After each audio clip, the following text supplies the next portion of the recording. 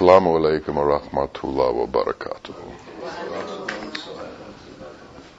In the Old Testament, there is a prohibition against idol worship and against images of God. In Islam, there is a prohibition against idol worship and images of God. In Christianity, the same prohibition exists, however, the interpretation of what that means is quite different. In Catholicism, on the ceiling of the Sistine Chapel, there's a picture of a representation of God touching fingers with Adam, the transferring of life to Adam. In Hinduism, there are representations everywhere. The outside of Hindu temples that I've seen, for instance, in Sri Lanka, have idols piled on top of each other in a dome-like, more of a pyramid-like situation. Protestantism, for the most part, after the Reformation from the Catholic Church, did away with images, did away with statues, as the Catholic Church has. And if you walk into a Protestant church, for the most part, all you'll see is a cross. In some Protestant churches, you won't see any thing like that at all. What's the point? What is God? Why do we worship God? What is the reason for worshiping God? Well, God cannot be represented by an image because God is formless. The word formless is a profound word. He's without form. He's without the ability to. It is beyond our ability to represent him in some kind of graphic or physical way. Well, if he's beyond form, what is he? And how are we connected to him? And what is the benefit of our being involved with him? He is the manifestations of all that is good in existence. And what is good in existence is compassion and mercy and love and gentility and justice. And in Islam, 99 of these qualities are considered the names of Allah. And they've been codified as a sort of compendium of what Allah is, of what God is. Now, if we want to have a relationship with God, how do we have this relationship? And why should we have this relationship? Why should we pray? What is the benefit of prayer? Does God need our prayer? Prayer is a form of submission to to a higher power. Prayer is an acceptance that a higher power exists. Prayer is also an acknowledgement that there exists beyond our being an understanding that is greater than us and that we can become elevated into. So we pray. Why? We pray to become more.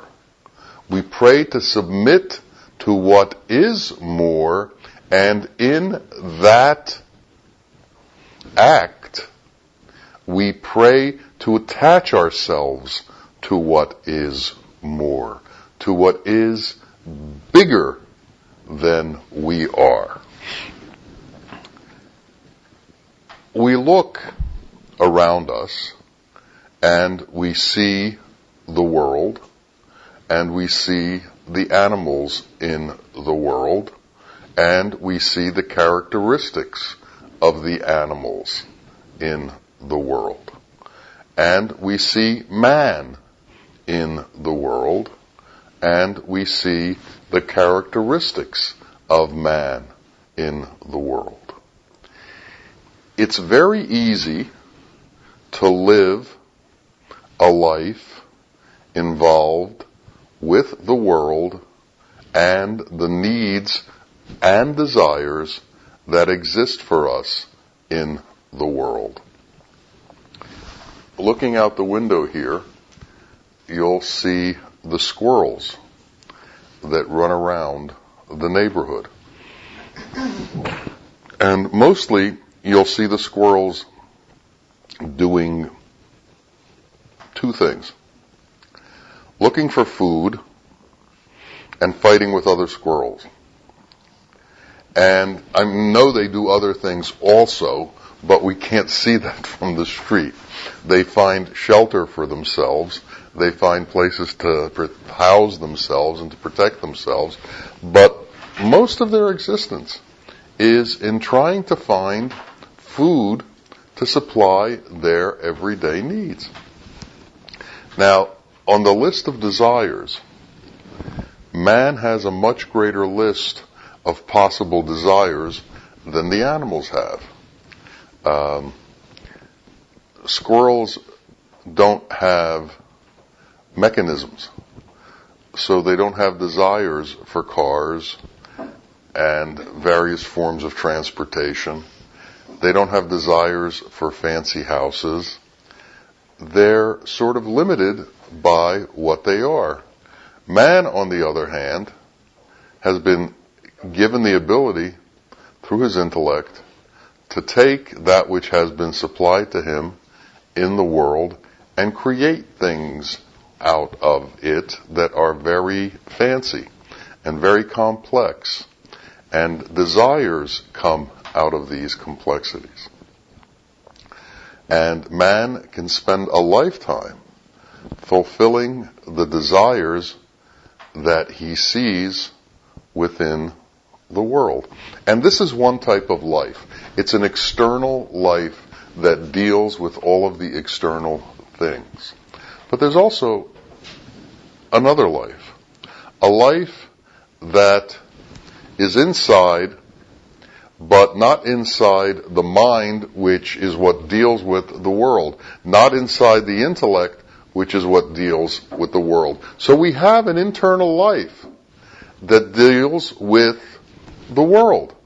So when we talk about internal life, we can't just say you have to move to an internal life, because the mind is an internal life that's attached to the world in a very profound way, in a very strong way, in a way that tries to conquer the world. And that's one of the things that it does, in a way that tries to fulfill the desires that man has in the world.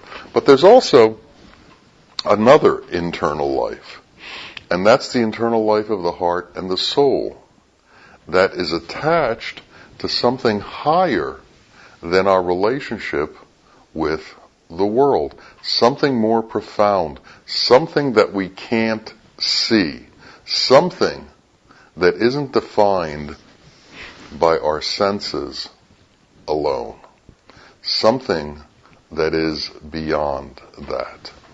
And to be able to become involved in that is a change in the life of man, is a change in the consciousness of man, is a change in the way man thinks, is a change in the way man acts, is an alteration. So, if we truly pray, and if we truly learn about the qualities that are God's, and if we truly align ourselves with the qualities that are God's, there is going to be a change from the man who subsists on the world alone to what you will become. The animal in us will dissipate, and God in us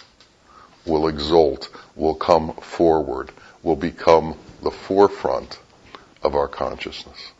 So, what is prayer about? Prayer is about putting down the animal in us. Prayer is about releasing ourselves from the animal tendencies within us and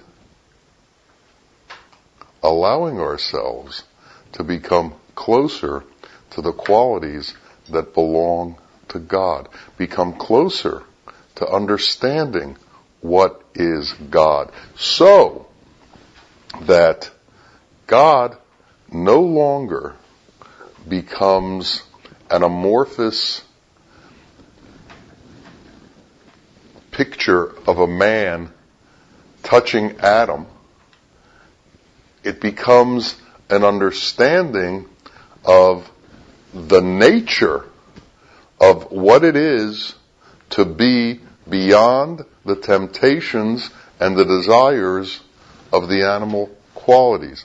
It becomes a detachment from the desires of the world. It becomes a detachment from the imaginations of the mind. It becomes grounded in qualities like compassion and love and mercy and generosity and justice.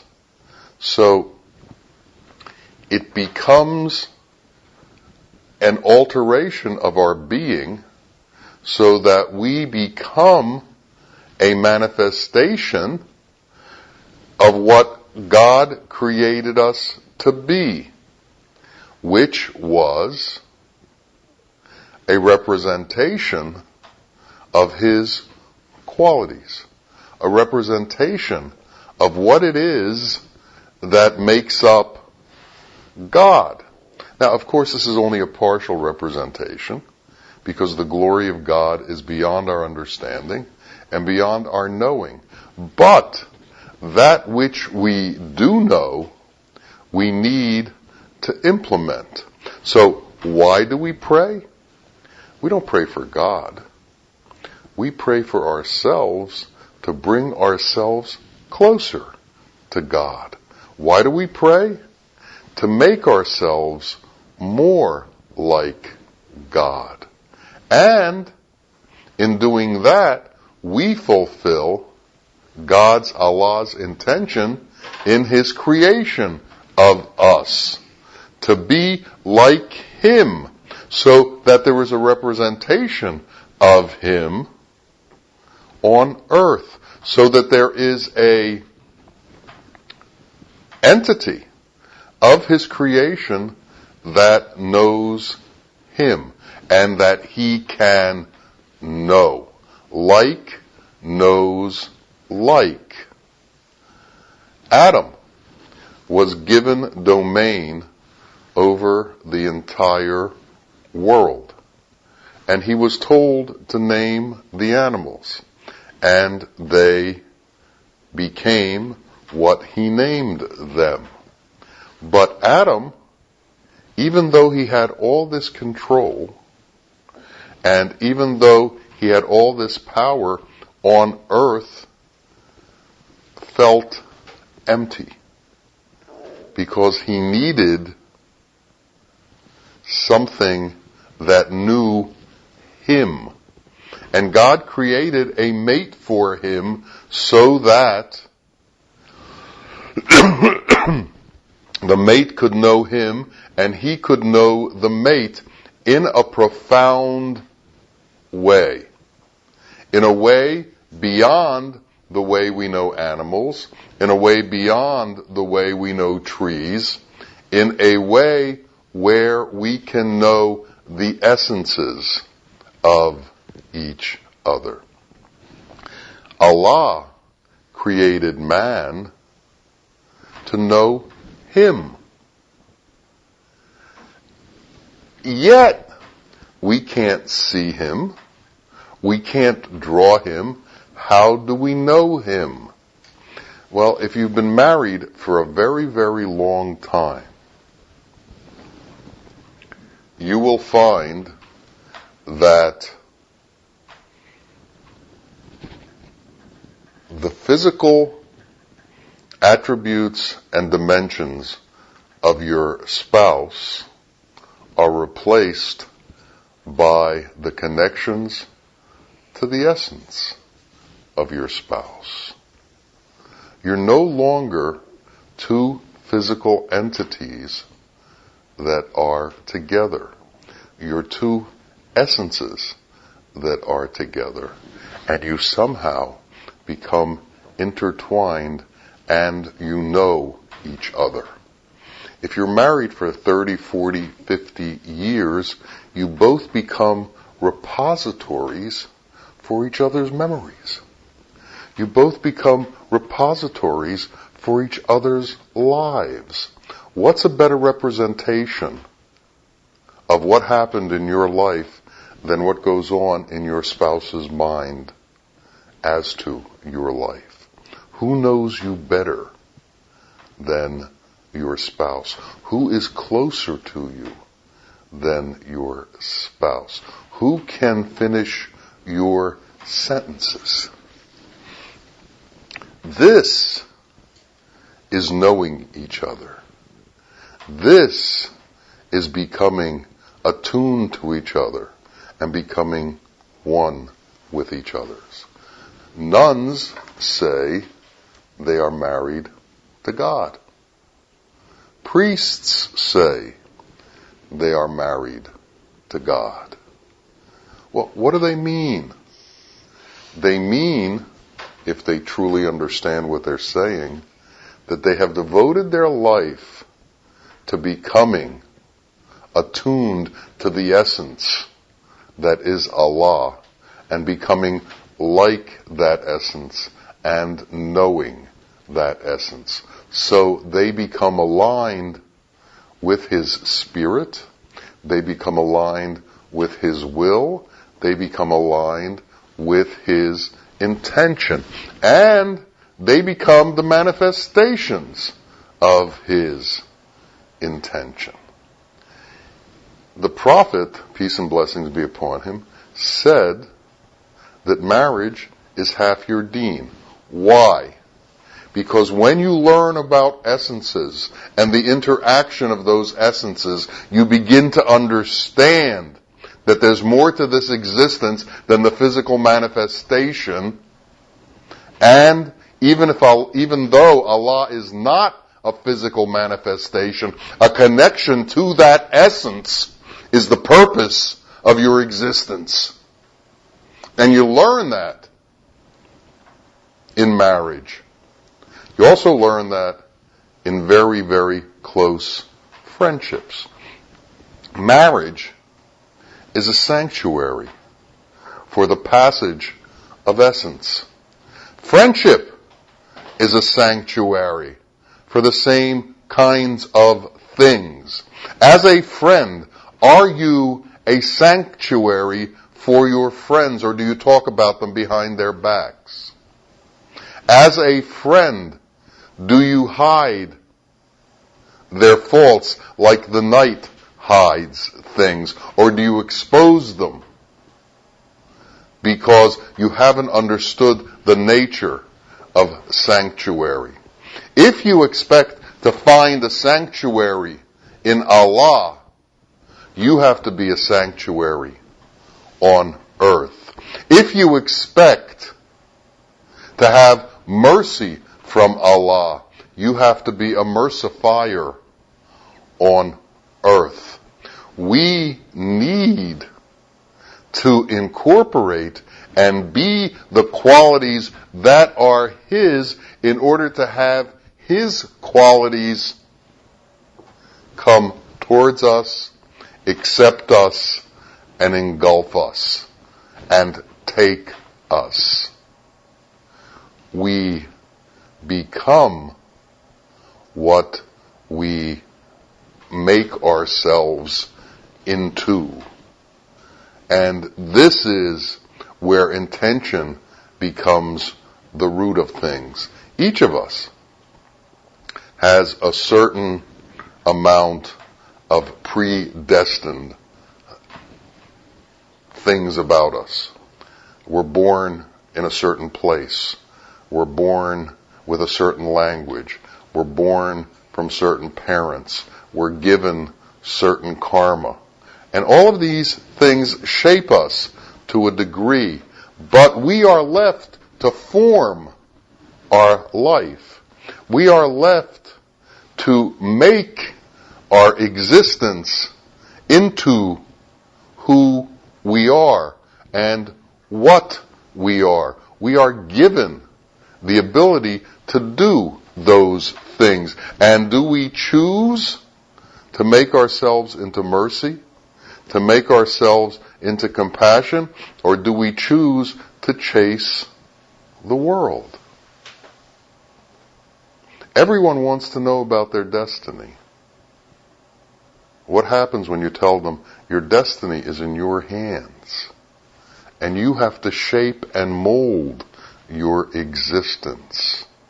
And where you are at this moment has a lot to do with who and what you have chosen as your trends, as your ideas, as your choices, as your needs, as your wants, as your intentions up to this moment.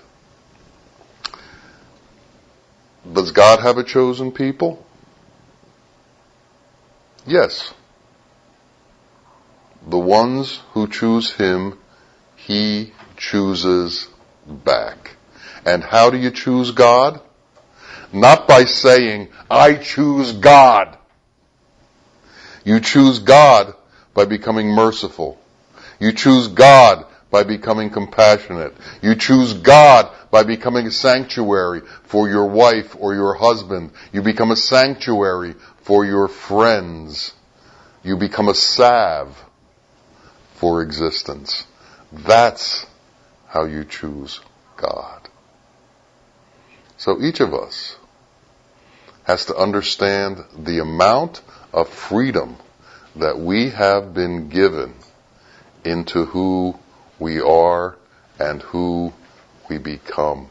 And we have to set the appropriate intention and we have to put it into action to become like God and His qualities. Ameen, Ameen, Ya Rabbil Alameen. Assalamu alaikum wa rahmatullahi wa barakatuh.